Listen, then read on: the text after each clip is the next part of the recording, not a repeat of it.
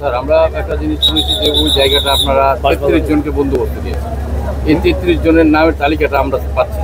আপনারা জানেন যে 1 নং খাসকতিয়ানের জমি যেটা, এটা বাজার শ্রেণীভুক্ত জমি এবং পেরিফেরিভুক্ত জমি।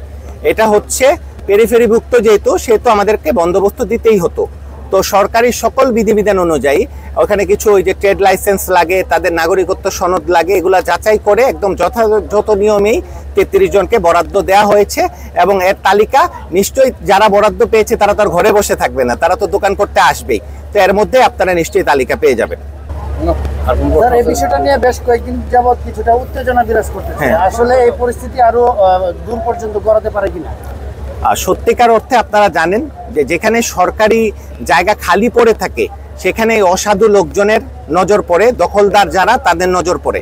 তো সেই দখলদারদের থেকে এই জায়গাটা যখন আমরা উদ্ধার করে যথাযথ নিয়মে বন্দোবস্ত দিতে গেলাম এবং বন্দোবস্ত দিলাম, যেহেতু 1 নং খাসকতিয়ানের জমি, তখনই এই অসাধু লোকজন বিভিন্নভাবে বিভিন্ন জায়গায় প্রপাগান্ডা ছড়িয়েছে।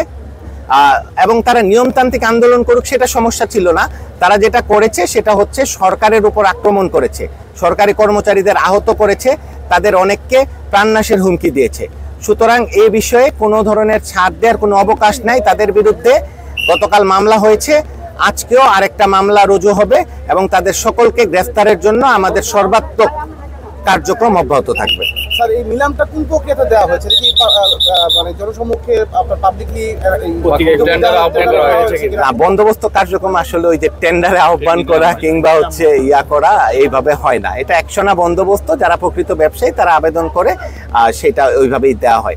আপনাদের যদি এই সংক্রান্ত কোনো সন্দেহ থাকে সেটা আপনারা আলাদাভাবে, যেহেতু এখানে আমরা অভিযান চালাচ্ছি, সেটা আলাদাভাবে আমি আপনাদেরকে বলবো। তবে আমি এতটুকু বলতে পারি যে সরকার, জেলা প্রশাসন এবং উপজেলা প্রশাসন এই ব্যাপারে 100% স্বচ্ছ এবং সরকারি বিধিবিধান 100% অনুসরণ করেই বন্দোবস্ত দেওয়া হয়েছে এবং এখানে কোনো ফাঁক ফুকুরের সুযোগ ছিল না, থাকবেও না।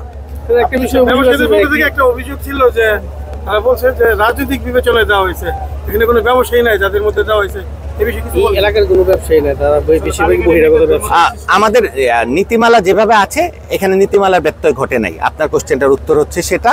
আর আরেকটা বিষয় হচ্ছে রাজনৈতিক বিবেচনা এখানে নেওয়া হয়নি, এটা সকলে অবগত আছেন। এবং আমি আপনাদেরকে কনফিডেন্টলি বলতে চাই যে এখানে রাজনৈতিক বিবেচনায় কাউকে বরাদ্দ দেওয়া হয়নি।